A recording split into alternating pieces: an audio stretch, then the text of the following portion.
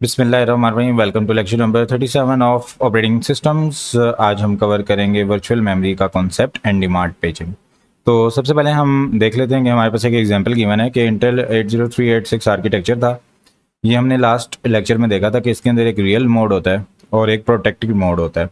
तो real mode तो इसके पुराने जो वर्जन थे उन्हीं की तरह था, लेकिन जो प्रोटेक्टिव मोड होता है इसके अंदर थोड़ी एड्रेस स्पेस इंक्रीज हो जाती है और जो रजिस्टर्स होते हैं वो एक्सटेंडेड बन जाते हैं। तो यहाँ पर हमारे पास जो इसकी वर्चुअल एड्रेस स्पेस है that is equal to 2 raise to power 48। 2 raise to power 48 होती है और जो लीनियर एड्रेस स्पेस होती है that is 2 raise to power 32।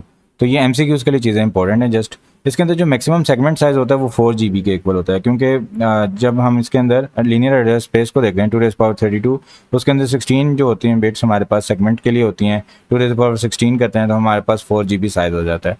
Maximum जो सेगमेंट्स होते हैं पर प्रोसेस वो 16K होते हैं। ये भी इसी तरह है कि सेगमेंट्स के जब साइज से आप टोटल सेगमेंट्स को डिवाइड करेंगे तो मैक्सिमम सेगमेंट्स पर प्रोसेस आ जाएंगे। और इसके अंदर जो 6 CPU रजिस्टर्स होते हैं जो असेस करते हैं 6 सेगमेंट्स एट अ टाइम। तो अब ये चीज़ें जो हैं जस्ट एमसीक्यूज़ के लिए हैं, यहाँ पर कोई न्यूमेरिकल सोल्यूशन नहीं हुआ हुआ या कोई न्यूमेरिकल कैलकुलेशन परफॉर्म नहीं हुई हुई, जस्ट फिगर्स गिवन है फॉर सेक ऑफ एमसीक्यूज़। तो हमारे पास जो 6 सेगमेंट्स होते हैं इसके अंदर as far as I remember एक कोड सेगमेंट होता है, एक स्टैक सेगमेंट होता है, एक हमारे पास डाटा सेगमेंट होता है, एक एक्स्ट्रा सेगमेंट होता है, एक हमारे पास एफएस होता है और एक जीएस होता है। ये 6 हमारे पास इसके अंदर सेगमेंट्स होते हैं और इन 6 के हमारे पास रजिस्टर्स होते हैं। जो सिलेक्टर होता है वो इंडेक्स करता है सिस्टम के सेगमेंट डिस्क्रिप्टर टेबल को to obtain a 8 byte segment descriptor entry. 8 byte की एंट्री होती है और सिलेक्टर जो होता है हमारे पास उसके अंदर एक वैल्यू हमारे पास इस सेगमेंट डिस्क्रिप्टर एंट्री की होती है और उसके बाद हमारे पास उसके अंदर जो जीडीटी का है वो या एलडीटी का है ये होता है और नेक्स्ट हमारे पास जो उसका प्रिविलेज लेवल होता है। तो ये चीज़ें तमाम ये सिस्टम की उसके लिए आप याद रख सकते हैं, इसके अंदर कोई समझाने वाली बात नहीं है। जो बेस एड्रेस और ऑफसेट एड्रेस होते हैं ये ऐड होकर 32 बिट का लीनियर एड्रेस बना रहे होते हैं। ये हमने ऑलरेडी पहले देखा है कि एड्रेस स्पेस इसकी 2 रेज़ टू पावर 32 बाइट्स के इक्वल होती है, which is partition into P1 P2 and D for supporting two level paging. तो इसके अंदर 2 लेवल की पेजिंग होती है। अब यहाँ पर ये फिगर है ये इसके एड्रेसेस को शो कर रही है कि सबसे पहले हमारे पास लॉजिकल एड्रेस होता है जिसके अंदर एक सिलेक्टर होता है और ऑफसेट होता है। फिर सिलेक्टर के जो होता है हमारे पास डिस्क्रिप्टर टेबल होता है, वो सेगमेंट डिस्क्रिप्टर टेबल में जाता है, वहाँ से सेगमेंट डिस्क्रिप्टर का एड्रेस लेके आता है। सेगमेंट डिस्क्रिप्टर एड्रेस के अंदर हमारे पास 2 लेवल पेजिंग होती है, एक आउटर पेज होता है, एक इनर पेज होता है और एक ऑफसेट होता है। आउटर पेज से हम पेज डायरेक्टरी में जाते हैं, पेज डायरेक्टरी से हम इनर टेबल के साथ मैच करते हैं जो हमारे पास फ्रेम बताता है, फ्रेम को ऑफसेट के साथ अटैच करते हैं और हमारे पास फिजिकल एड्रेस जनरेट हो जाता है। तो ये इतना ज़्यादा इंपॉर्टेंट नहीं है बट जस्ट यहाँ पर फिगर्स गिवन है, कोई समझाने के लिए डिटेल कॉन्सेप्ट नहीं था। यहाँ से हमारे पास जो कॉन्सेप्ट है वर्चुअल मेमोरी का ये बहुत इंपॉर्टेंट कॉन्सेप्ट है और इसको मैं आपको डिटेल में इंशाल्लाह समझाऊंगा भी। और हो सकता है ये लेक्चर थोड़ा सा लेंथी हो जाए but these concepts are very important for this subject and for your career. तो हमारे पास क्या होता है वर्चुअल मेमोरी का कॉन्सेप्ट, हमने पहले आपको याद होगा कि एक लेक्चर पढ़ा था जिसके अंदर ओवरलैपिंग का कॉन्सेप्ट था। ओवरलैपिंग में हम क्या करते थे कि हमारे पास जो प्रोग्राम्स होते थे वो ज़्यादा साइज़ के होते थे लेकिन मेमोरी कम साइज़ की होती थी। तो प्रोग्राम के अंदर हम एक ओवरलैपिंग कोड निकाल लेते थे कि हम प्रोग्राम का कुछ हिस्सा एक पास पहले चला लेते थे फिर second pass two pass compiler में, यस आई रिमेंबर हमने ये काम किया था। तो ओवरलैपिंग से ही मिलता जुलता कॉन्सेप्ट हमारे पास वर्चुअल मेमोरी का होता है। वर्चुअल मेमोरी में भी यही होता है कि हम क्या करते हैं फिजिकल मेमोरी में एक लॉजिकल मेमोरी क्रिएट कर लेते हैं।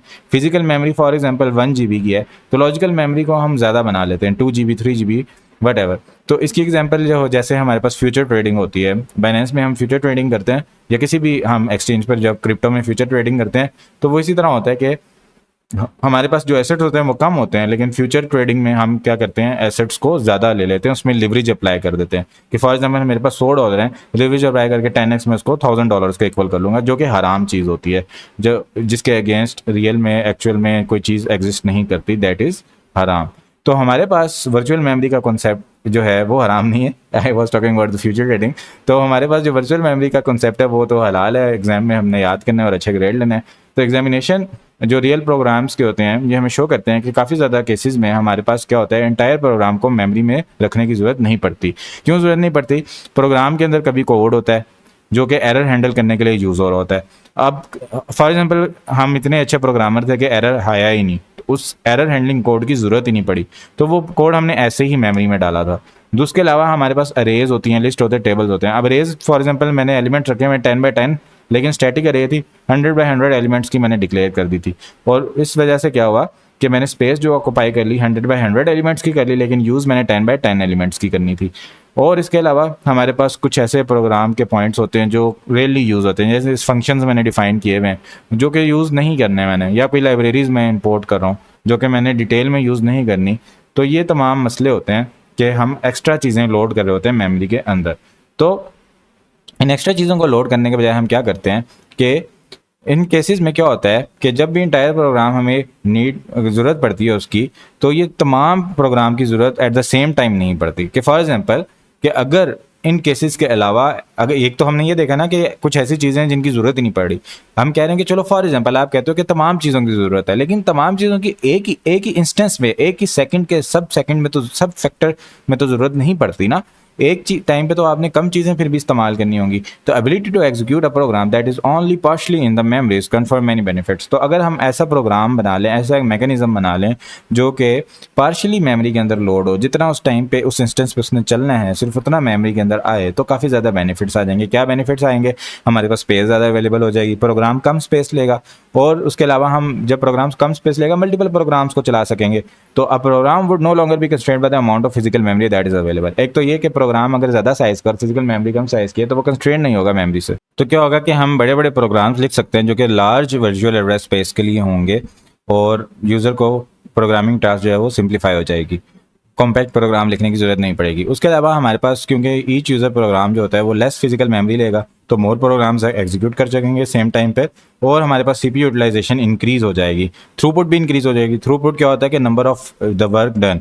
तो हमारे पास जो प्रोसेसेस हैं, जो प्रोग्राम्स हैं, वो भी ज़्यादा एग्जीक्यूट हो जाएंगे, तो थ्रूपुट भी इंक्रीज हो जाएगी। लेकिन रिस्पॉन्स टाइम और टर्न अराउंड टाइम हमारा इंक्रीज नहीं होगा। ये दोनों चीज़ें अगर इंक्रीज होंगी तो ये अच्छी बात नहीं है कि रिस्पॉन्स टाइम हमारा बढ़ रहा है, या टर्न अराउंड टाइम, यानी रिस्पॉन्स हमने जो रिक्वेस्ट की और रिस्पॉन्स आ रहा है उसमें जो टाइम लग रहा है वो चीज़ें नहीं बढ़नी चाहिए, ये चीज़ें कम ही रहनी चाहिए। तो लेस इनपुट आउटपुट रिक्वायर होगी, क्योंकि हमारे पास अब जो प्रोसेस का पूरा हमने पार्ट लोड करने के बजाय थोड़ा हिस्सा उसका लोड करना है, तो इसमें इनपुट आउटपुट की भी कम ज़रूरत पड़ेगी, और हमारे पास स्वैपिंग की भी कम ज़रूरत पड़ेगी into the memory. So each user program would run faster. तो हर प्रोग्राम फास्टर लोड भी होगा और फास्टर रन भी होगा।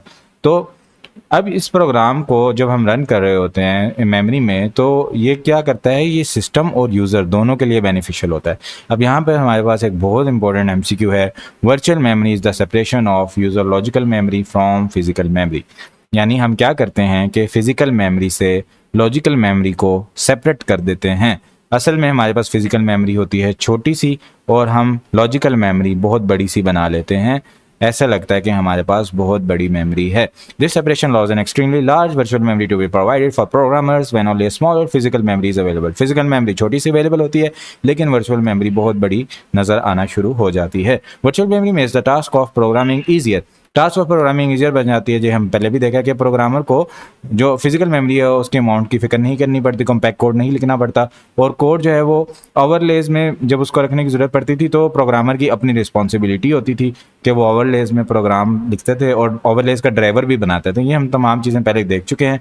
तो इन ओवरलेज के ड्राइवर्स पे फोकस करने के बजाय उस प्रॉब्लम पे फोकस करके वो प्रोग्राम लिखते हैं, उनको ओवरले की टेंशन नहीं रहती।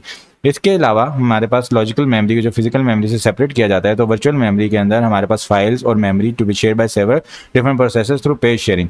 यानी हम पेज शेयरिंग का कॉन्सेप्ट भी वर्चुअल मेमोरी में के अंदर लेके आ सकते हैं, क्योंकि हमारे पास लॉजिकल मेमोरी स्पेस आ जाती है। अब उस लॉजिकल मेमोरी स्पेस में हम कुछ भी डाल दें तो वो हमारा इलाका बन जाता है, उसके अंदर हम शेयर्ड फाइल्स या मेमोरी का एक्सेस ले आते हैं। तो शेयरिंग ऑफ वर्जेस जो होता है फर्दर, शेयरिंग ऑफ पेजेस जो होता है वो फर्दर अलाउ करता है performance improvements during process creation. अब वर्चुअल मेमोरी जो होती है कॉमनली डिमांड पेजिंग के तौर पे इंप्लीमेंट की जाती है, या सेगमेंटेशन सिस्टम में भी इंप्लीमेंट कर दी जाती है। सेगमेंटेशन सिस्टम के अंदर भी हमने शेयरिंग का कॉन्सेप्ट देखा था, लेकिन यहाँ पर हम डिमांड पेजिंग को डिटेल में देखेंगे। अब वर्चुअल मेमोरी का एक बेनिफिट यह है कि एफिशिएंट प्रोसेस क्रिएशन होती है, जैसे यहाँ पर हमने देखी, और उसके अलावा एक और है कि हमारे पास मेमोरी मैप फाइल्स होते हैं जो कि हम नेक्स्ट लेक्चर में डिटेल में देखेंगे। यहाँ पर हम डिमांड पेजिंग को अच्छे से समझ लेते हैं। डिमांड पेजिंग क्या होता है कि हम उस टाइम पेज को लेकर आएँ जब उसकी डिमांड हो, जब उसकी ज़रूरत हो, उस टाइम हम पेज को मेमोरी में लेकर आएँ। तो डिमांड पेजिंग सिस्टम सिमिलर है पेजिंग सिस्टम के साथ विद स्वैपिंग, लेकिन पेजिंग सिस्टम के अंदर हमने स्वैपिंग इंक्लूड कर दिया है। लेकिन अभी हम देखेंगे कि इसको स्वैपिंग बोलना अच्छी बात नहीं है। प्रोसेस जो होते हैं रिसाइड करते हैं सेकेंडरी मेमोरी पे, जो पूरे कंप्लीट प्रोग्राम्स हैं 10-12 वो सेकेंडरी मेमोरी पर रिसाइड कर रहे होते हैं। जब भी हमने किसी प्रोसेस को एग्जीक्यूट करना होता है हम उसको मेमोरी के अंदर लेके आते हैं। तो अब डिमांड पेजिंग में क्या होगा कि पूरे प्रोसेस को मेमोरी में लेके आने के बजाय हम एक लेजी स्वैपर इस्तेमाल करेंगे जो बड़ा सुस्त है, जो कहता है भाई मैं पूरा काम एकदम नहीं कर सकता, आहिस्ता आहिस्ता आराम आराम से होले होले काम को कर सकता हूँ। तो लेजी स्वैपर क्या करता है कि उस पेज को मेमोरी के अंदर लेके ही नहीं आता जिस पेज की एंड तक ज़रूरत ही नहीं पड़ेगी। यानी जो हमारा कोड था, जो एरर को हैंडल करने के लिए लिखा था, जो बड़े बड़े साइज़ की अरेज बनी हुई थी, जो हमारी फालतू सब रूटीन्स थी, जो हमारा फालतू कोड था, जो हमारे फालतू पेज थे, लेजी स्वैपर उनको मेन मेमोरी के अंदर लेकर ही नहीं आता। वो कहता है भाई मैं सिर्फ उस चीज़ को लेके आऊँगा जो मुझे लगता है कि एंड तक ज़रूरत पड़ेगी चलने के लिए, सिर्फ उन पेजेस को वो मेमोरी में लेके आता है। Since we are now viewing a process as a sequence of pages, अब हम सीक्वेंस ऑफ पेजेस के तौर पे प्रोसेस को देख रहे हैं, हम ओवरऑल कंप्लीट एक कॉन्टिन्यूअस एड्रेस स्पेस के तौर पे नहीं देख रहे। तो इसका मतलब है हमें स्वैप का वर्ड यूज़ नहीं करना चाहिए, जैसे हमने यहाँ पर भी स्वैपिंग बोल दिया, सॉरी मिस्टेक हो गई। तो स्वैपर क्या करता है, मैनिपुलेट करता है इंटायर प्रोसेस को, जबकि पेजर होता है वो इंडिविजुअल पेजेस के साथ कंसर्न होता है। यानी जो स्वैपर होता है वो पूरे प्रोसेस को मैनिपुलेट कर रहा होता है, यानी प्रोसेस को पूरे स्वैप इन कर रहा होता है, पूरे प्रोसेस को इकट्ठा स्वैप आउट कर रहा होता है। जबकि छोटे छोटे पेजेस को कि ये पेज ले वो पेज ले, इसकी ज़रूरत है उसकी ज़रूरत है, ये काम स्वैपर के बजाय पेजर कर रहा होता है। तो term pager is used in convection with demand paging.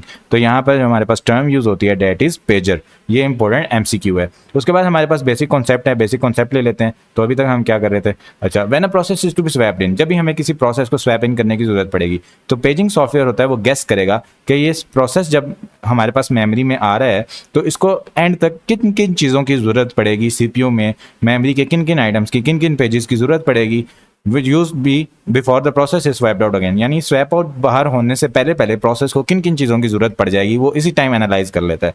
तो instead of swapping in the whole process वो क्या करता है, सिर्फ उन पेजेस को लेके आता है जो नेसेसरी होते हैं मेमोरी में लाने के लिए। तो हमारे पास जो मेमोरी पेजेस हैं जो यूज़ नहीं होंगे उनको रीड करने की ज़रूरत नहीं पड़ती, और हमारे पास स्वैप टाइम भी डिक्रीज़ हो जाता है और amount of physical memory needed भी डिक्रीज हो जाती है। यानी मेमोरी स्पेस भी कम चाहिए होती है और टाइम भी कम लगता है क्योंकि हमारे पास डाटा ही कम होता है ट्रांसफ़र करने वाला। उसके बाद हमारे पास नेक्स्ट जो है कि इस स्कीम से क्या होता है कि हम हार्डवेयर सपोर्ट बना लेते हैं जो कि डिस्टिंग्विश करती है कि कौन से पेजेस मेमोरी में है और कौन से डिस्क में। अब ये भी करना पड़ेगा काम कि हमारे पास कोई अच्छा मैकेनिज्म हो कि जो जो पेजेस मेमोरी के अंदर आ गए हमें पता चल जाए कौन कौन से आ गए। तो इसके लिए हम क्या करते हैं, वैलिड इनवैलिड बिट स्कीम जो हमने पहले यूज़ की थी प्रोटेक्शन के लिए, ये चेक करने के लिए कि वो प्रोसेस जो है सिर्फ उस चीज़ को असेस करे जो उसको बिलोंग करती है, उन्हीं बिट्स का हम इस्तेमाल करेंगे और उनको अभी हम पेजेस के लिए यूज़ करेंगे। तो यहाँ पर क्या होगा कि हमारे पास जब बिट सेट होगी वैलिड के लिए तो हम बोलेंगे कि ये वैल्यू इंडिकेट करती है कि एक तो वो प्रोसेस है वो अपना ही पेज असेस करने की कोशिश कर रहा है और दूसरा वो पेज जो है वो मेमोरी में लोड हो चुका है, अवेलेबल है। अगर ये बिट इनवैलिड होगी तो दो मसले हो सकते हैं, या तो जो पेज है वो इनवैलिड है, प्रोसेस को असेस ही नहीं करना चाहिए था, या फिर वैलिड है लेकिन डिस्क के अंदर अवेलेबल है, मेमोरी में अभी तक हमने लोड नहीं किया क्योंकि पेजर को ऐसा लगा था कि इसकी ज़रूरत नहीं पड़ेगी, सॉरी पेजर की गलती थी। तो पेज टेबल एंट्री जो होती है इस प्रोसेस के लिए मेमोरी में लेकर आई जाती है और इसको सेट कर दिया जाता है। But page table entry for the page that is currently not in memory, जो मेमोरी में नहीं है वो क्या कर दिया जाता है, इनवैलिड मार्क कर दिया जाता है और कंटेन करता है address of the page on disk, जो हमारे पास इनवैलिड मार्क कर दिया जाता है और उसके अंदर एड्रेस होता है कि पेज डिस्क में कहाँ पड़ा हुआ है, मेमोरी में तो नहीं पड़ा हुआ लेकिन डिस्क में किस जगह पड़ा हुआ है उसका एड्रेस अपने पास रखता है। अब क्या होता है कि जब भी हम पेज इनवैलिड मार्क करते हैं तो अगर तो प्रोसेस ने उसको सारा टाइम असेस ही नहीं करना, उस पेज को लोड होने की ज़रूरत ही नहीं थी या फिर इनवैलिड मार्क होने की ज़रूरत थी ही नहीं, तो ऐसा लगेगा प्रोसेस को कि कोई भी पेज इनवैलिड नहीं है और पूरा का पूरा प्रोसेस ही मेमोरी में आया है, प्रोसेस जो है वो धोखे में आ जाएगा। अगर हम गेस्ट राइट करते हैं और तमाम पेजेस जिसकी एंड तक ज़रूरत पड़ती है वो हम लोड कर लेते हैं तो process will run exactly as though we had brought in all pages. Process को ऐसा लगेगा कि हम पूरा का पूरा प्रोसेस उठा के मेमोरी में ले आए थे, क्योंकि जिन जिन चीज़ों की प्रोसेस को जरूरत पड़ेगी वो हम फौरन से हाथ बढ़ा के उसको पेश कर देंगे। While the process execute and accesses pages as a memory resident execution proceeds normally. जब तक प्रोसेस उन चीज़ों को असेस करने की कोशिश करेगा जिनको हम मेमोरी में लेकर आ चुके हैं तो हमारी जो एग्जीक्यूशन है वो नॉर्मली चलती रहेगी, लेकिन सारी चीज़ें अच्छी अच्छी नहीं होती। जैसे ही ये काम हो जाए कि प्रोसेस को ऐसी चीज़ असेस करनी पड़ जाए जो हम मेमोरी में नहीं लेकर आए थे तो हमारे पास हो जाएगा पेज फॉल्ट। पेज फॉल्ट क्या होता है, क्या अब प्रोसेस ट्राई कर रहा है ऐसी चीज़ को असेस करने के लिए, ऐसे पेज को असेस करने के लिए जिसको हम मेमोरी में नहीं लेकर आए थे, तो हमारे पास जो पेज है उसको इनवैलिड मार्क किया गया था, तो इनवैलिड मार्क होते साथ ही हमारे पास पेज फॉल्ट का ट्रैप आ जाएगा। अब पेज फॉल्ट का ट्रैप होने के साथ साथ दो चीज़ें हो सकती हैं जब हमने इनवैलिड बिट सेट की हुई है। एक तो ये है कि प्रोसेस उस चीज़ को असेस करने की कोशिश कर रहा है जिसको नहीं असेस करना चाहिए था, तो फिर तो हम क्या करेंगे, ओके टाटा बाय बाय, आप उस गलत चीज़ को असेस करने की कोशिश कर रहे हो, जॉब बंद हो जाओ, अल्लाह हाफिज़। लेकिन ऐसा भी हो सकता है कि वो सही चीज़ को असेस करने की कोशिश कर रहा हो और वो हमारे पास मेमोरी में अवेलेबल नहीं है। तो इसके लिए हम एक काम करेंगे, हम बोलेंगे कि मेन मेमोरी के बजाय अब हम डिस्क में देखेंगे कि डिस्क में कहाँ पर वो पेज पड़ा हुआ है, उस पेज को उठाकर मेमोरी में लोड करेंगे और हमारे पास जो पेज टेबल होगा जहाँ पर हमारे पास पेज फॉल्ट आया था वहाँ पर हम पेज टेबल को अपडेट करेंगे कि ये चीज़ हम मेमोरी में लेकर आ गए हैं, और जो हमारा प्रोसेस था जिसके अंदर इंटरप्ट हुआ था या ट्रैप्ड हुआ था उसको हम दोबारा से रिस्टार्ट कर देंगे कि वो अब पेज टेबल में दोबारा देखे। अब दोबारा जब वो देखेगा तो वो चीज़ उसको वहाँ मिल जाएगी, पेज फॉल्ट वहाँ पर अब नहीं होगा। तो ये काम हमने सारा करना होता है। अब बुक इसके बारे में क्या कहती है हम देखते हैं। तो जब पेजिंग हार्डवेयर होता है हमारे पास जो ट्रांसलेट करता है एड्रेस को through the page table with notice that the invalid bit is set, ये पेजिंग हार्डवेयर देखेगा ये इनवैलिड बिट सेट हुई भी है और ट्रैप हो चुका है ऑपरेटिंग सिस्टम में। तो ट्रैप जो होता है रिजल्ट होता है operating system failure to bring the desire page into memory. Operating system का फेलियर है कि वो पेज को मेमोरी में नहीं लेके आया, या फिर जो पहले डिसाइड करने वाला बंदा था उसका फेलियर है। तो ऑपरेटिंग सिस्टम ने ऐसा क्यों किया, ताकि वो डिस्क ट्रांसफर को मिनिमाइज कर दे, ओवरहेड कम से कम हो और मेमोरी रिक्वायरमेंट भी कम से कम हो, और invalid address error as a result of an attempt to use the illegal memory address. तो उसका इल्लीगल मेमोरी एड्रेस वाला चक्कर नहीं था, वो ये नहीं चाहता था कि इल्लीगल मेमोरी एड्रेस से बच जाए, बल्कि वो ये चाहता था कि कोई ऐसी चीज़ ना हो कि हमारे पास बैंडविड्थ ज़्यादा लग जाए, ओवरहेड ज़्यादा लग जाए या मेमोरी स्पेस ज़्यादा लग जाए। तो इन चीज़ों के लिए ऑपरेटिंग सिस्टम ने ये किया था कि वो पूरे का पूरा प्रोसेस लोड करके नहीं लेकर आया था। तो प्रोसीजर होता है हमारे पास पेज फॉल्ट को हैंडल करने के लिए, बहुत स्ट्रेट फॉरवर्ड सा प्रोसीजर है, इसको हम देख लेते हैं। सबसे पहले हम इंटरनल टेबल देखते हैं। इंटरनल टेबल का मतलब पेज टेबल, जो कि हमारे पास प्रोसेस कंट्रोल ब्लॉक के साथ होता है। इसके लिए हम देखते हैं कि हम डिटरमिन करते हैं कि जो रेफरेंस है वो वैलिड है या इनवैलिड मेमोरी एड्रेस है, यानी प्रोसेस को बाकी वो चीज़ असेस करनी चाहिए या नहीं करनी चाहिए। अगर तो हमारे पास रेफरेंस इनवैलिड हुआ तो हम वहीं पर प्रोसेस को टर्मिनेट कर देंगे और बोलेंगे टाटा बाय बाय, अल्लाह हाफिज़, आप गलत काम करने की कोशिश कर रहे हो। लेकिन अगर वो प्रोसेस वैलिड होगा तो हम क्या करेंगे, हम उस पेज को लेकर नहीं आए थे लेकिन अब उसको इस पेज की ज़रूरत पड़ चुकी है, तो हम एक फ्री जगह तलाश करेंगे, फ्री फ्रेम तलाश करेंगे कि जहाँ पर हम अपना पेज लोड करके ले आएँ by taking one from the free frame list. अब हम क्या कर रहे होंगे, एक फ्री फ्रेम लिस्ट भी अपडेट कर रहे होंगे जहाँ पर फ्री फ्रेम्स हमारे पड़े होंगे कि ये फ्री फ्रेम्स हैं। यहाँ पर हम क्या करेंगे, एक डिस्क ऑपरेशन शेड्यूल कर देंगे। शेड्यूल क्यों करेंगे, क्योंकि डिस्क में जाहिर बात है अब डिस्क हमारे इंतजार में तो नहीं बैठी ना, उसमें और भी काम चल रहे हैं। तो हम शेड्यूल करेंगे disk operation to read the desire page into the newly allocated frame. Disk को बोलेंगे कि भाई बाकी काम कर रहे हो, हमारा भी शेड्यूल कर लो, हमारी भी बारी बीच में डाल दो, और हमें ये पेज चाहिए जो प्रोसेस जो है वो ट्रैप हो चुका है, इस पेज को न्यूली एलोकेटेड फ्रेम जो फ्री फ्रेम लिस्ट से हमें मिला है वहाँ पर लोड कर दो। जब डिस्क रीड कंप्लीट हो जाएगा, यानी डिस्क जब हमारा पेज वहाँ पर लोड कर देगा, हम इंटरनल टेबल को अपडेट कर देते हैं कैप विद द प्रोसेस, और पेज टेबल को अपडेट कर देते हैं कि पेज अब मेमोरी में आ चुका है, और हम रिस्टार्ट कर देते हैं instruction that were interrupted by the illegal address trap. जो हमारे पास इलीगल एड्रेस ट्रैप की वजह से, इलीगल एड्रेस ट्रैप तो नहीं कहना चाहिए, इनवैलिड बिट की वजह से जो हमारे पास इंटरप्शन आई थी, हम उन इंस्ट्रक्शन को रिस्टार्ट कर देते हैं और प्रोसेस अब असेस कर सकता है उस पेज को, जैसे उस प्रोसेस को लगेगा कि ये पहले ही उस जगह पर मौजूद था, कोई पेज फॉल्ट हुआ ही नहीं था, क्योंकि प्रोसेस को हम रीस्टार्ट कर चुके होंगे और इस टाइम उसको पेज फॉल्ट नहीं मिलेगा क्योंकि इस टाइम वो पेज वहाँ पर पड़ा होगा। अब हमारे पास क्या होता है कि जब हमारे पास कोई फॉल्ट अगर होता है तो हम स्टेट सेव करते हैं कि इस टाइम रजिस्टर की क्या वैल्यू है, यानी कॉन्टेक्स्ट स्विचिंग का कॉन्सेप्ट आता है ना सारा, इसके टाइम कोड की क्या कंडीशन है, इंस्ट्रक्शन काउंटर कहाँ पर चल रहा है, तो ये तमाम चीज़ें हम स्टोर करते हैं। ये स्टेट जो होती है किसी भी प्रोसेस की, इंटरप्टेड प्रोसेस, हम स्टोर करते हैं जब भी कोई पेज फॉल्ट अगर होता है, और रिस्टार्ट, ताकि हम प्रोसेस को उसी जगह से रिस्टार्ट कर सकें जहां पर वो इंटरप्ट हुआ है, और हमारे पास डिज़ायर पेज जो होता है मेमोरी में आ चुका होता है और असेसेबल हो चुका होता है। तो यहाँ पर हमारे पास क्या होता है कि इस वजह से प्रोसेस ऐसे शुरू हो चुका होता है जैसे कभी ये हमारे पास कभी पेज फॉल्ट अगर हुआ ही नहीं था और प्रोसेस में अभी भी कुछ चीज़ें होंगी जो कि नॉट येट इन मेमोरी, अभी भी मेमोरी में नहीं आई होंगी। जब भी कोई ऐसा प्रोसेस ट्राई करता है लोकेशन को असेस करने के लिए जो कि मेमोरी में अवेलेबल नहीं है, तो हार्डवेयर ट्रैप कर देता है सिस्टम को, जिसको पेज फॉल्ट बोलते हैं। इंपॉर्टेंट एमसीक्यू है, दोबारा से पेज फॉल्ट की डेफिनेशन बताई गई है एक प्रॉपर फॉर्मल तरीके से। ऑपरेटिंग सिस्टम रीड करता है डिजायर्ड पेज को इनटू द मेमोरी एंड वो रिस्टार्ट कर देता है प्रोसेस को, जैसे page had always been in memory, जैसे पेज तो वहीं ही पहले से पड़ा हुआ था।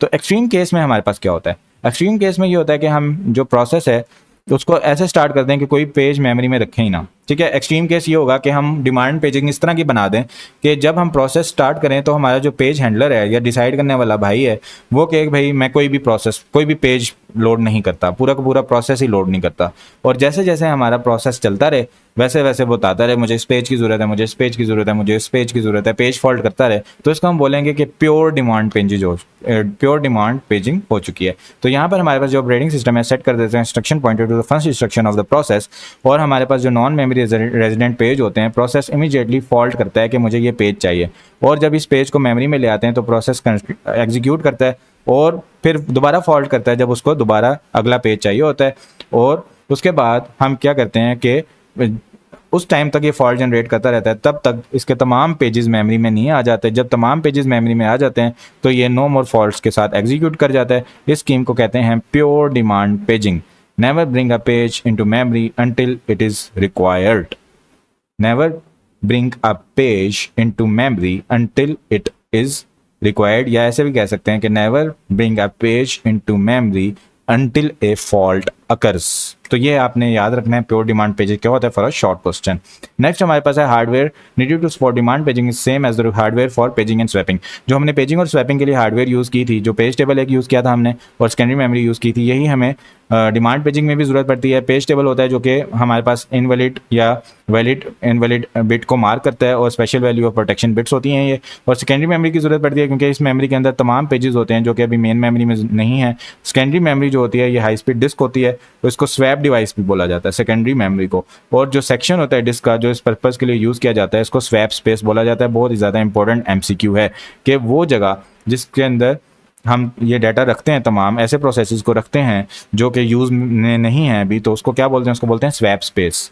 तो यहाँ पर हमारे पास कुछ कॉन्सेप्ट है जो थोड़ा सा ट्रिकी कॉन्सेप्ट है लेकिन इंपॉर्टेंट कॉन्सेप्ट है, तो मैं इसको एक्सप्लेन करता हूँ। फिर भी अगर आपको ज़्यादा ट्रिकी लगे तो आप स्किप कर सकते हैं। कि हमारे पास क्या होता है कि इस हार्डवेयर के साथ साथ एडिशनल आर्किटेक्चर की भी ज़रूरत पड़ती है कि हमें इंस्ट्रक्शन को रिस्टार्ट करना पड़ता है जब कोई पेज फॉल्ट अगर होता है। तो हम देखेंगे कि इंस्ट्रक्शन को कब रिस्टार्ट करना पड़ता है और कैसे कैसे हम रिस्टार्ट करते हैं और कब हम रिस्टार्ट नहीं कर सकते। तो ज़्यादातर केसेस में ये होता है कि पेज फॉल्ट जब भी अकर होता है और हम एक ऑपरेंड को फेच कर रहे थे, यानी फॉर एग्जांपल मैं कर रहा था 5 + 2 = 7, तो 5 को मैंने फेच कर लिया, प्लस को फेच कर लिया, 2 को फेच करने लगा तो जो पेज रिक्वायर्ड था वो मुझे नहीं मिला, तो 2 मैं फेच कर रहा था और बीच में पेज फॉल्ट आ गया, ठीक है। तो इस तरह की एक सिचुएशन हो सकती है। तो हमारे पास क्या होगा कि स्पेशल एड्रेसिंग मोड्स जब यूज़ हो रहे होंगे, auto increment decrement modes use हो रहे होंगे, तब भी पेज फॉल्ट अगर हो सकता है। या फिर हमारे पास एड्रेसिंग मोड्स होते हैं जो ऐसे रजिस्टर को यूज़ कर रहे होंगे पॉइंटर के तौर पर, जिनके अंदर हमारे पास यही वाली बात है कि ऑटो इंक्रीमेंट या डिक्रीमेंट हो रहा होता है। ऑटो इंक्रीमेंट डिक्रीमेंट क्या करता है, ऑटोमेटिकली डिक्रीमेंट कर देता है register because using its concepts. यानी एक रजिस्टर में मेरे पास 5 पड़ा है, एक में 10 पड़ा है, अब मैंने 5 को यहाँ से रीड कर लिया तो ऑटोमेटिकली ये इसको प्लस कर देगा, एक नेक्स्ट स्टेप पे ले जाएगा, नेक्स्ट मेमोरी एड्रेस पे ले जाएगा as operand address. Auto increments register after using its content. तो क्या होगा कि जब मैंने 5 असेस कर लिया, ये अगले जगह पे इसको ले जाएगा, अगले डिजिट पे ले जाएगा। अब यहाँ से मैंने जब 10 असेस करूंगा तो ये इसको पिछले डिक्रीमेंट करके पिछले पे ले जाएगा। तो अब यहाँ पर फॉर एग्जांपल 10 असेस करते हुए पेज फॉल्ट आ गया। अब पेज फॉल्ट आया, मैंने पेज को दोबारा लोड किया, अब दोबारा जब मैं R2 को असेस करूंगा तो मुझे 5 नहीं मिलेगा क्योंकि ये प्लस हो चुका है, तो यहाँ पर मसला आएगा। तो ये तमाम चीज़ें हम डिस्कस कर रहे हैं कि क्या क्या इसके अंदर स्टार्ट करते हुए मसले आ रहे होते हैं। तो नेक्स्ट हमारे पास क्या होता है कि हम क्या करते हैं कि जो कंटेंट्स होते हैं, जो location of pointed to by register 2 in that pointed to by register 3। अब यहाँ पर हमारे पास ये इंस्ट्रक्शन क्या कर रही है कि हमारे पास मूव कर रही है R2 के कंटेंट्स को R3 में, यानी कॉपी कर रही है। अब क्या होगा कि अगर पेज फॉल्ट तब अकर हो जाता है कि हम location pointed to by register 3 में जब मूव कर रहे थे तो रजिस्टर 3 में पहुंचते हुए हमारे पास पेज फॉल्ट आ गया, और लेकिन जब हमने कंटेंट रीड किया था R2 उससे आगे चला चुका था। तो इस इंस्ट्रक्शन को रिस्टार्ट करने के लिए हमें दोनों रजिस्टर को पुरानी वैल्यूज़ पर रिस्टार्ट करना पड़ेगा। तो ये हमारे पास थोड़ी सा काम बढ़ जाता है। इस तरह हमारे पास एक और कॉन्सेप्ट होता है कि जब हम स्ट्रिंग्स को कॉपी कर रहे होते हैं और हमारे पास जब स्ट्रिंग की डेस्टिनेशन ये बनी हुई है, ठीक है, और सोर्स भी है। अब क्या होगा कि जैसे जैसे मैं ऊपर मूव करता जाऊंगा ना, मेरी डेस्टिनेशन भी ऊपर मूव करती जाएगी। एक वक्त ये आएगा कि ये वाली जो सोर्स थी ना मेरी, ये वाली सोर्स, ये तो यहाँ की डेस्टिनेशन पे आ चुकी होगी, ठीक है, लेकिन जब मैं यहाँ से ऊपर जाऊँगा तो इस जगह पे भी डेस्टिनेशन ओवरराइड हो चुकी होगी। तो जो पुरानी सोर्स होती है उसमें नई डेस्टिनेशन वो अब नई डेस्टिनेशन बन चुकी होगी, उस पर नया डाटा आ चुका होगा, पुराना डाटा वहां से उड़ चुका होगा। तो execution of block string move instructions causing part of source to be over written before page fault occur. Page fault occur होने से पहले हमारे पास क्या होता है, स्ट्रिंग की जो सोर्स होती है वो ओवरराइट हो चुकी होती है, वहां से सोर्स रिमूव हो चुकी होती है, सोर्स डाटा की जगह नया डाटा आ चुका होता है। तो एक और प्रॉब्लम होता है कि हमारे पास क्या होता है कि जब हम ब्लॉक स्ट्रिंग मूव इंस्ट्रक्शन करते हैं तो सोर्स या डेस्टिनेशन स्ट्रेडल हो जाती है, यानी वो चेंज हो चुकी होती है, अपडेट चुकी होती है, और page boundary page fault might occur after the move is partially done. तो पार्शली जब हमारे पास मूव हो चुकी होती है तो हमारे पास पेज फॉल्ट अगर हो जाता है, और अगर source and destination block overlap कर देते हैं सोर्स ब्लॉक को, तो हमारे पास सोर्स पुरानी उड़ चुकी होगी, मॉडिफाई हो चुकी होगी, जिसके अंदर हम रिस्टार्ट इंस्ट्रक्शन को नहीं कर सकते क्योंकि हमारे पास पुराना डाटा अवेलेबल नहीं होगा। तो ये हमारे पास डिफरेंट कंडीशंस थी रिस्टार्टिंग की, कि प्रोसेस को हमने रिस्टार्ट करना होता है, लेकिन हम कब कर सकते हैं कब नहीं कर सकते। अब नेक्स्ट हमारे पास जो कॉन्सेप्ट आता है that is about performance of demand paging. यहाँ पर दोबारा से अपना फोकस वापस ले आएँ क्योंकि ये इंपॉर्टेंट है फॉर शॉर्ट क्वेश्चन, कि हमारे पास डिमांड पेजिंग के अंदर सिग्निफिकेंट इफेक्ट आता है performance of computing system.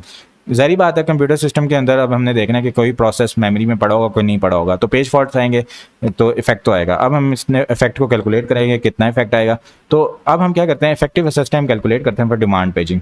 For example हमारे पास जो मेमोरी एसेस टाइम है मोस्ट कंप्यूटर्स के लिए हम एम लेते हैं, मेमोरी एसेस, जो कि रेंज करता है 10 से 200 नैनो सेकेंड्स। इंपॉर्टेंट एमसीक्यू है कि जनरली हमारे पास जो मेमोरी एसेस टाइम है वो कितना होता है, 10 से 200 नैनो सेकंड्स होता है। जैसे जैसे हमारे पास अगर पेज फॉल्ट अगर नहीं हो रहे तो इफेक्टिव एसेस टाइम तो मेमोरी एसेस टाइम के इक्वल ही रहता है, कि तमाम चीज़ें हमें पहली बार में मिल जाती हैं, पेज फॉल्ट अकर होता ही नहीं है। लेकिन अगर पेज फॉल्ट हो जाता है तो हम क्या करते हैं कि रेलिवेंट पेज को रीड करते हैं फ्रॉम द डिस्क और मेमोरी में लेके आते हैं और असेस करते हैं डिजायर्ड चीज़ को, जो भी हमने असेस करनी थी। अब यहाँ पर हमारे पास थोड़ी सी मैथमेटिकल कैलकुलेशन आ जाती है, इसको हम अच्छे से समझ लेते हैं। अब पी है probability of a page fault, जो कि 0 से लेकर 1 तक जाती है, यानी पेज फॉल्ट जो कि एक एरर है, जो कि एक बुरी चीज़ है, उसको अकर होने की जो प्रोबेबिलिटी है कि वो अकर हो सकता है, वो हम ले रहे हैं पी। ठीक है, we would expect p to close to the zero, that is there will be only a few page fault। हम चाहते हैं कि p 0 रहे या उसके करीब रहे ताकि कम से कम पेज फॉल्ट अकर हों। तो हमारे पास जो इफेक्टिव एसेस टाइम है वो कैसे कैलकुलेट करेंगे, फिलहाल इस किताब के फॉर्मूले को छोड़ते हैं और अपना यहाँ पर फोकस लेके आते हैं। तो फॉर एग्जांपल हमारे पास जो प्रोबेबिलिटी है वो है p, जो कि अकर होने की प्रोबेबिलिटी है। तो अगर मैं कहता हूँ कि मुझे जब कोई भी पेज फॉल्ट अकर होता है तो मुझे टाइम लगता है TPF, यानी टाइम पेज फॉल्ट। उसके अलावा अगर पेज फॉल्ट अकर नहीं होता तो मुझे टाइम लगता है TMA, मेमोरी असेस टाइम। ठीक है, ये बात आपको समझ आ रही है? मैं कहना चाह रहा हूँ कि जब कोई पेज फॉल्ट अकर नहीं हुआ तो मुझे जो टाइम लगता है वो लगता है मेमोरी असेस टाइम। ठीक है, जो कि मेमोरी असेस का नॉर्मल टाइम है। लेकिन जब कोई पेज फॉल्ट अकर होता है तो मुझे टाइम लगता है, जिसको मैं डिनोट कर रहा हूँ TPF से मैंने इसको डिनोट किया है। ये क्यों होता है कि अभी हम डिटेल में देखते हैं कि हम पेज फॉल्ट होगा तो पेज को पहले मेमोरी में देखेंगे, फिर वहाँ से डिस्क में से उठाएंगे, मेमोरी में लेके आएंगे, ये डिटेल हम सारी देखते हैं। तो फॉर एग्जांपल ये 2 टाइम आ गए, तो अब हमारा जो टोटल टाइम बनेगा वो बनेगा, जो प्रोबेबिलिटी है हमारे पास P इंटू TPF। ठीक है, यानी कितनी प्रोबेबिलिटी थी पेज फॉल्ट होने की और कितना टाइम लग रहा था पेज फॉल्ट में। ये हमारे पास टाइम आ गया पेज फॉल्ट वाला, और उसको हमने मल्टीप्लाई कर दिया नंबर ऑफ पेज फॉल्ट्स से, जो हमें प्रोबेबिलिटी बता रही है, प्लस इसके अंदर अब बाकी जो चीज़ बचेगी, जो बाकी प्रोसेस बचेंगे वो आ जाएंगे, और इसको हम मल्टीप्लाई करेंगे मेमोरी एसेस टाइम से। अब यहाँ पर वो प्रोसेसेस आ जाएंगे जिनमें पेज फॉल्ट नहीं हो रहा, तो प्रोबेबिलिटी जो होती है हमारी टोटल 1 तक जा रही है। तो P तो हमारे पास वो हो गए जो पेज फॉल्ट अकर हो रहा है, बाकी जो बच जाएंगे वो बच जाएंगे 1 माइनस P के। 1 में से अगर हम इन प्रोसेसेस को माइनस कर दें जो कि पेज फॉल्ट कर रहे हैं, तो हमारे पास वो वाली चीज़ें आ जाएंगी जिनमें पेज फॉल्ट नहीं हो रहा, और उतनी चीज़ों को हम मेमोरी एसेस टाइम से मल्टीप्लाई करेंगे तो हमारे पास ये टोटल इफेक्टिव टाइम कैलकुलेट होकर आ जाएगा। तो यही बात हमारे पर यहाँ पर लिखी हुई है कि इफेक्टिव एसेस टाइम जो होता है वो होता है 1 minus P into memory access time plus P into page fault time, जो कि अभी हमने देख लिया। तो अगर हमने इफेक्टिव एसेस टाइम को कैलकुलेट करना है तो हमें टाइम देखना पड़ता है कि सर्विस करने के लिए पेज फॉल्ट को, यानी जो पेज फॉल्ट टाइम है ये कितना लग रहा है। तो पेज फॉल्ट जब होता है तो ये सीक्वेंस अकर होता है। ये सीक्वेंस जो है ये हम देख लेते हैं क्या क्या होता है। सबसे पहले पेज फॉल्ट अकर होने के लिए ट्रैप होता है ऑपरेटिंग सिस्टम में। ये इंपॉर्टेंट एमसीक्यू है कि सबसे पहले क्या होता है। या फिर ये भी पूछा जा सकता है शॉर्ट क्वेश्चन में कि पहले 3 स्टेप क्या होते हैं। तो ये 3 स्टेप आप देख लें। हमारे पास क्या होता है, ट्रैप जनरेट होता है टू ऑपरेटिंग सिस्टम के पेज फॉल्ट हो गया, फिर यूज़र रजिस्टर और प्रोसेस की स्टेट्स को स्टोर कर दिया जाता है, क्योंकि देखें प्रोसेस को हमने रीस्टार्ट करना है इस जगह से। तो जो भी उस टाइम यूज़र की रजिस्टर्स की वैल्यू हैं, जो प्रोसेस की स्टेट्स हैं, तमाम स्टोर कर लेते हैं और डिटरमिन करते हैं कि इंटरप्ट जो है वो पेज फॉल्ट है, यानी इंटरप्ट तो जनरेट हुई है, क्या है, कौन सी इंटरप्ट जनरेट हुई है हमने डिटरमिन किया कि ये पेज फॉल्ट है। ये 3 चीज़ें आपने हिफ्स कर लेनी है। उसके बाद क्या होता है कि पेज रेफरेंस अगर लीगल है तो हम डिटरमिन करते हैं कि जो पेज है वो हमारे पास डिस्क में कहाँ पड़ा हुआ है। डिस्क में कहाँ पड़ा हुआ है ये देखने के बाद अब हमने उसको क्या करना है, फ्री फ्रेम ढूंढ के उसमें लोड करना है मेमोरी में। तो हम क्या करते हैं, issue a read from disk to a free frame. Free frame में रीड जो है वो डिस्क को बोलते हैं कि आप इसको कर दो, और जब हम वेट कर रहे होते हैं जो सीपीयू होता है वो दूसरे प्रोसेसेस को रन करना शुरू कर देता है। सीपीयू शेड्यूलिंग होती है, क्योंकि ज़ाहिर बात है ये प्रोसेस अब वेट कर रहा है, इसको पेजेस की ज़रूरत है, तो सीपीयू की साइकिल ज़्यादा ना हो, इसलिए हम सीपीयू शेड्यूलिंग के ज़रिए से दूसरे प्रोसेसेस को रन करना शुरू कर देते हैं। अच्छा, जब रीड होता है तो हमारे पास क्या होता है, wait in a queue for this device until a read request is serviced. अब जाहिर बात है डिवाइस के पास और भी इनपुट आउटपुट की रिक्वेस्ट आई हुई है, तो हम एक कतार में लग जाते हैं, क्लाइंट में लग जाते हैं और वेट करते हैं फॉर इन द क्यू। और जब हमारे पास क्यू के साथ साथ दूसरी और भी वेट करने के टाइम है, डिवाइस सीक और लेटेंसी टाइम, कि हमारे पास एक डिवाइस है ना, उसके अंदर एक नीडल है जिसने रीड करना है, तो उस नीडल ने उठ के उस जगह पर आना है जहाँ पे पेज पड़ा हुआ है, ठीक है, इसको हम बोलते हैं सीक टाइम। और इस नीडल से डाटा रीड होकर हमारे पास आना है, इसको बोलते हैं लेटेंसी टाइम। तो ये तो हमारे पास टाइम ऐड हो गया। Begin the transfer of the page to the free frame, और उसके बाद हमारे पास जो ट्रांसफर होता है वो बिगिन हो जाता है, स्टार्ट हो जाता है टू द फ्री फ्रेम। तो हमारे पास रीड करने में ये तमाम टाइम हम कंसीडर करते हैं। उसके बाद हमारे पास इंटरप्ट होती है फ्रॉम द डिस्क के इनपुट आउटपुट कंप्लीट हो गई है, ये भी हमारे पास इंटरप्ट से हमें पता चलेगा। और जो हमारे पास रजिस्टर और प्रोसेस स्टेट की वैल्यू हमने पहले स्टोर की हुई थी वो हम अपने वाली वापस लाएंगे। अपने वाले वापस लाने के बजाय अब जो दूसरा प्रोसेस सीपीयू में आ गया था उसकी चीज़ों को स्टोर कर लेंगे और डिटरमिन करेंगे कि जो इंटरप्ट है वो डिस्क से आई थी। करेक्ट करेंगे, पेज टेबल को अपडेट कर देंगे, other page table to show the desire page is now in memory, के पेज अब मेमोरी में आ चुका है, अब आपने पेज फॉल्ट नहीं करना। और सीपीयू के लिए अब वेट करेंगे कि हमारी बारी वापस दे हमें, to be allocated to this process again, restore the user register process state and new page table. और जो भी हमने चीज़ें सेव की थी, जो भी स्टेट हमने सेव की थी, रजिस्टर प्रोसेस स्टेट और न्यू पेज टेबल, इनको हम वापस लोड कर देंगे और प्रोसेस को रिस्टार्ट कर देंगे। तो ये इतना सारा काम हमें पेज फॉल्ट में करना पड़ता है। ये आपको समझ आ रही होगी, काफ़ी ज़्यादा काम है, बहुत ज़्यादा ट्रैप्स हैं, इंटरप्ट्स हैं, सारी चीज़ें जनरेट हो रही हैं। तो अब ज़रूरी नहीं है ये तमाम स्टेप्स हर केस में हों, क्योंकि ऐसा भी हो सकता है हमारे पास नॉन प्रीएम्पशन शेड्यूलिंग है, सीपीयू शेड्यूल में किसी और प्रोसेस को बारी ही नहीं देता। तो for example we are assuming that in step 6 CPU is allocated to another process while input output occur. जब इनपुट आउटपुट हो रहा था तो हमने क्या किया, किसी और प्रोसेस को सीपीयू दे दिया, तो इसकी वजह से मल्टी प्रोग्रामिंग हो जाती है जो सीपीयू यूटिलाइजेशन को करती है। लेकिन रजिस्टर जो होते हैं वो एडिशनल टाइम ले रहे होते हैं पेज फॉल्ट को रिज्यूम करने के लिए जब इनपुट आउटपुट कंप्लीट हो जाती है। अच्छा, अब इंपॉर्टेंट शॉर्ट क्वेश्चन है। In any case we are faced with 3 major components of page fault service time. Page fault service time के अंदर ये तमाम 12 स्टेप ना भी हों, ये 3 चीज़ें तो होती ही होती हैं, ये याद रखनी है फॉर द शॉर्ट क्वेश्चन। एक होता है service the page fault interrupt, जो इंटरप्ट है उसको हमने सर्विस करना है। Read in the page, page को रीड करना है from the disk, and restart the process. ये 3 चीज़ें तो होंगी। बीच में जो हम सारी कहानी डाल रहे थे, कोई और प्रोसेस आ गया, वो चलना शुरू हो गया, फिर हमने सीपीयू का वेट किया, क्यू में आ गए, ये हो गया वो हो गया, ये तमाम चीज़ें बेशक ना हो, लेकिन ये 3 चीज़ें लाजमी होंगी। सर्विस द पेज, इंटरप्ट को सर्विस करना है, पेज को रीड करना है और प्रोसेस को रीस्टार्ट करना है। ये आपने शॉर्ट क्वेश्चन के लिए याद रखनी है। अब हमारे पास जो पहली और तीसरी टास्क है इसको हम रिड्यूस कर सकते हैं विद द केयरफुल कोडिंग और सेवरल हंड्रेड इंस्ट्रक्शंस। ये टास्क जो होंगी हमारे पास 1 से लेकर 100 माइक्रो सेकेंड्स लेंगी। जो हमारे पास पेज इंटरप्ट को सर्विस करना है और हमने प्रोसेस को रिस्टार्ट करना है, ये 1 से लेकर 100 माइक्रो सेकेंड्स लेती हैं। और जो पेज स्विच टाइम होता है ये काफ़ी ज़्यादा टाइम लेता है। जो हमने रीड करना है ये 24 मिली सेकेंड्स तक बन जाता है। अब टिपिकल हार्ड डिस्क होती है, उसके अंदर एवरेज रिडंडेंसी होती है 8 मिली सेकेंड्स की, फिर सीक होता है 15 मिली सेकेंड्स का, और ट्रांसफर टाइम जो होता है उसके अंदर 1 मिली सेकेंड का होता है। तो तमाम चीज़ें मिला के 25 मिली सेकेंड्स हमारे पास बन जाता है। इंपॉर्टेंट एमसीक्यू है कि हार्ड डिस्क में टोटल जो टाइम लग रहा होता है पेज रीड करने के लिए कितना लग रहा होता है, 25 milliseconds including the software and hardware time. अब remember that we are looking at only device service time. अब अभी हम सिर्फ डिवाइस सर्विस टाइम में देख रहे हैं। हम क्यू वाली चीज़ को हमने इग्नोर कर दिया कि जैसे पहले प्रोसेस क्यू में गया था और वेट कर रहा था, डिवाइस में और भी काम चल रहे थे, वो तमाम चीज़ें हमने इग्नोर करनी है। उन तमाम चीज़ों को इग्नोर करके हम समझें कि हम सिर्फ हमारे लिए ही डिवाइस इंतजार में बैठी थी कि हम आएँ अपना काम बताएं, तो 25 मिली सेकेंड्स हमारे पास टोटल लगेंगे। और हमारे पास जो पेजिंग डिवाइस है अगर वो फ्री हो जाती है और हमारी रिक्वेस्ट सर्विस करने के लिए, तो हमारे पास ज़्यादा टाइम लगेगा स्वैप करने के लिए अगर हम क्यू में जाएं और इस चीज़ का वेट करें। अब अगर हम average page fault service time लेते हैं तो 25 मिली सेकेंड बन जाता है, और मेमोरी एसेस टाइम अगर हम लेते हैं एवरेज वो 100 नैनो सेकेंड बन जाता है। तो ये एवरेज लेने के बाद हमारे पास एक फार्मूला बनता है 1 माइनस पी इंटू 100, यानी मेमोरी एसेस टाइम हमने लिया 100, 1 माइनस पी को 100 से मल्टीप्लाई किया और पी को मल्टीप्लाई किया पेज फॉल्ट टाइम से जो कि 25 मिली सेकेंड्स है। तो हमारे पास बन जाएगा 1 माइनस पी इंटू 100 और 25 मिली सेकेंड्स की जगह आ जाएगा हमारे पास 25 मिलियन, पी इंटू 25 मिलियन। तो ये हमारे पास जो फार्मूला बनेगा ये बनेगा 100 minus 100 P plus 25 million P. अब 25 मिलियन पी में से 100 पी माइनस करेंगे तो बन जाएगा 249999900 पी प्लस 100। ये हमारे पास एक फार्मूला बन गया। अच्छा, अब इस फार्मूले से हम क्या कर सकते हैं, हमने अगर देखना हो कि भाई इतने ज़्यादा पेज फॉल्ट नहीं होने चाहिए, ये नहीं होना चाहिए, वो नहीं होना चाहिए, तो हम इसकी मदद से सारी चीज़ें कैलकुलेट करते हैं। अब हमारे पास इफेक्टिव असेस टाइम होता है directly proportional to the page fault, important MCQ है। और हमारे पास जो एक access out of 1000 causes a page fault, अगर हम ऐसी सिचुएशन लें कि 1000 में से एक पेज फॉल्ट हो जाता है तो हमारे पास जो इफेक्टिव असेस टाइम बनेगा वो 25 माइक्रो सेकेंड्स बन जाएगा, और कंप्यूटर जो होगा ये स्लो हो जाएगा by the factor of 250 because of demand paging. Demand paging से अगर 1000 में से एक पेज फॉल्ट होता है तो कंप्यूटर 250 टाइम्स स्लो हो जाएगा। ये आपने एमसीक्यू के लिए इंपॉर्टेंट लेना है। अच्छा, अब हम चाहते हैं कि 10% डिग्रेडेशन आए, इससे ज़्यादा ना आए, ठीक है। तो हम क्या करते हैं, इसको कैलकुलेट करते हैं। अब 10% के लिए हम क्या करेंगे, 100 में 10 ऐड कर देंगे, ठीक है। अब हम कहते हैं कि 110 को ग्रेटर होना चाहिए इस तमाम चीज़ से, तभी ये चीज़ इससे कम रहेगी, ठीक है।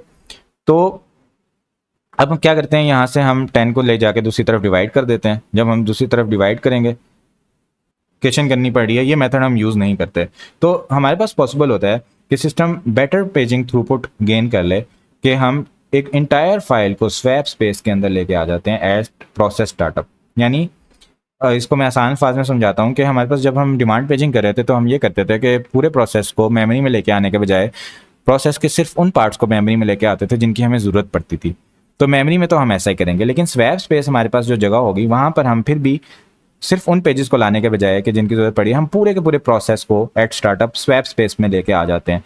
क्योंकि स्वैप जब हम पेज फॉल्ट हो तो हमें फाइल से जाके पेज ना उठाना पड़े, बल्कि हम स्वैप स्पेस से उठा लें, क्योंकि स्वैप स्पेस में इनपुट आउटपुट हमारी फास्ट होती है। अब यहाँ पर क्या होता है कि डिमांड पेजिंग हम स्वैप स्पेस से करते हैं तो वो फास्टर हो जाती है। दूसरा एक और ऑप्शन हमारे पास क्या होता है कि demand pages from the file system initially, के जो डिमांड पेजेस होते हैं वो पहले हम इनिशियली फाइल से कर लेते हैं। यानी प्रोसेस जब हमारा लोड कर रहे हैं हम मेमोरी में, तो हम पूरा का पूरा प्रोसेस स्वैप स्पेस में नहीं लेके आते, उसको फाइल सिस्टम में रहने देते हैं। लेकिन जैसे ही पेज फॉल्ट होता है, जैसे ही पेज रिप्लेसमेंट की जरूरत पड़ती है, तो उस टाइम हम क्या करते हैं, फिर प्रोसेस को स्वैप स्पेस में लेके आ जाते हैं। तो दूसरी सिचुएशन हमारे पास ये होती है। ये अप्रोच इंश्योर करती है कि सिर्फ नीडेड पेजेस जो होते हैं ये फाइल से रीड किए जाते हैं, लेकिन सब्सिक्वेंट पेजिंग जो होती है वो हमारे पास फिर स्वैप स्पेस से हो जाती है। यानी जो नीडेड पेजेस थे, जो कि शुरू में ज़रूरत थी, वो बस फाइल सिस्टम से रीड करके हम ले जाते हैं मेमोरी में, और उसके बाद सब्सिक्वेंट जो पेजिंग है, जो पेज फॉल्ट्स होंगे, वो फिर स्वैप स्पेस में हम लेके आ जाएंगे और स्वैप स्पेस से असेस करेंगे। तो ये था कॉन्सेप्ट, जो कि इतना एग्जाम के लिए इंपॉर्टेंट नहीं था, लेकिन वैसे मैंने आपको समझा दिया। यहाँ पर जो कॉन्सेप्ट है ना इस पैराग्राफ में, this is important for short question, और ये ज़्यादातर लोग कवर नहीं करते, जो कि आप यूट्यूब पर बाकी वीडियोज़ देखेंगे। तो मैं आपको इसको एक्सप्लेन कर देता हूँ। This is important for short question कि सोलारिस में हमारे पास किस तरह से डिमांड पेजिंग इंप्लीमेंट हो रही होती है। तो आप वैसे भी मैं आपको एक्सप्लेन कर देता हूँ, फिर बुक वाला भी एक्सप्लेन कर देता हूँ। सोलारिस में क्या होता है कि हमारे पास ना दो तरह के पेजेस होते हैं। एक होते हैं हमारे पास फाइल बैक्ड पेजेस, यानी जिनकी चीज़ें फाइल में स्टोर की जाती हैं, जैसे कोडिंग हो गई, वेरिएबल्स, ग्लोबल वेरिएबल्स हो गए। तो जो हमारे पास इस तरह की चीज़ें होती हैं ना, इनको हम क्या करते हैं कि इनको तो हम डायरेक्टली फाइल से एक्सेस कर लेते हैं, इनको हम स्वैप स्पेस में नहीं लेके आते। लेकिन अब हमारे पास कुछ ऐसे होते हैं अनोनिमस पेजेस होते हैं, जो कि फाइल्स के अंदर नहीं पड़े होते।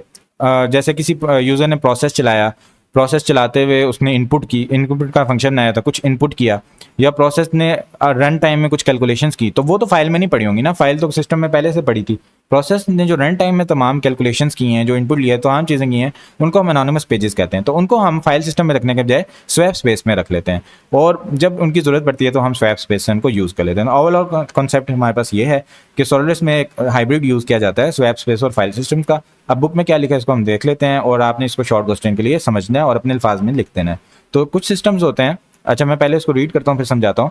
कुछ सिस्टम जो होते हैं ये अटेम्प्ट करते हैं to limit the amount of swap space when binary files are used. यानी जब बाइनरी फाइल यूज़ हो रही होती हैं, बाइनरी फाइल से मुराद यही है कि हमारे पास जो कोडिंग की फाइल्स हैं, क्यू की फाइल्स हैं, स्टैक की फाइल्स हैं, इस तरह की कोडिंग वाली जो फाइल्स जब यूज़ हो रही होती हैं तो स्वैप स्पेस को हम लिमिट कर देते हैं। Demand pages for such files are brought directly from the file system.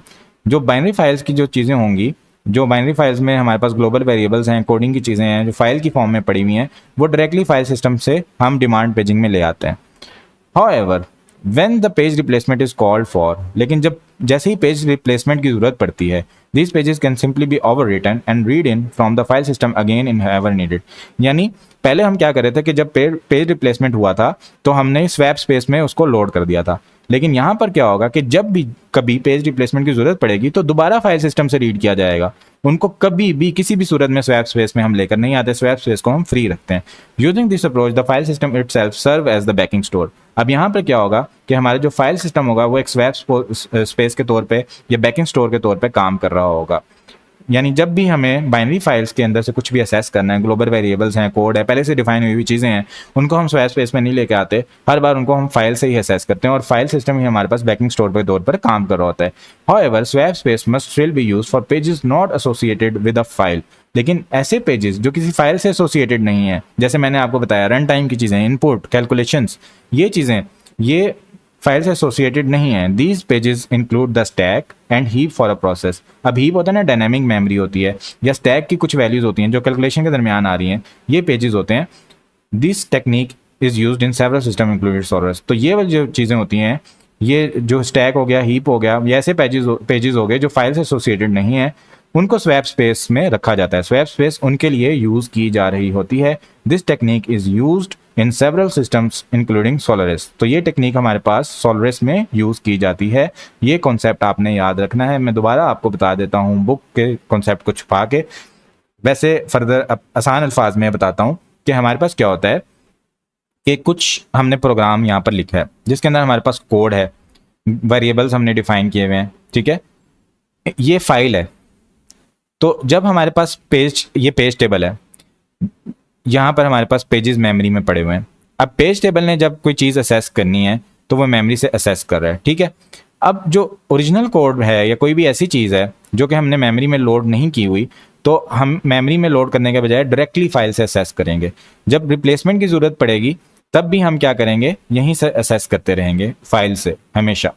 अब कुछ चीज़ें ऐसी थी जो प्रोग्राम रन हो रहा था, जैसे इनपुट का एक फंक्शन था, यूज़र ने कुछ इनपुट किया कि अपना नाम डाल दिया, मैंने अपना नाम लिख दिया हमज़ा, या कोई कैलकुलेशन आ गई 5 + 10 = 15। अब ये जो 15 की वैल्यू है, ये हमज़ा की वैल्यू है, ये तो फाइल में नहीं पड़ी हुई ना। तो अब हम क्या करें, इसको तो कुछ कहीं ना कहीं रखने की ज़रूरत पड़ेगी। तो इसके लिए हम जो स्वैप स्पेस होती है उसका इस्तेमाल कर लेते हैं। स्वैप स्पेस के अंदर हम ये चीज़ें रख लेते हैं और यहाँ से फिर हम इसको असेस कर लेते हैं। So this is hybrid type of approach कि जो चीज़ें फाइल में पड़ी हुई थी उनको हम फाइल से असेस कर लेते हैं, जो चीज़ें हमारे पास फाइल में नहीं पड़ी हुई जैसे स्टैक हो गया, हमारे पास हीप हो गया, या रन टाइम की चीज़ें होंगी, वो स्वैप स्पेस में रख लेते हैं और वहाँ से उनको असेस कर लेते हैं। This concept is used in Solaris. यहाँ हमारा ये लेक्चर एंड होता है। Thank you so much everyone for joining and watching. अपनी दुआ में याद रखिएगा। Take care. अल्लाह हाफिज़।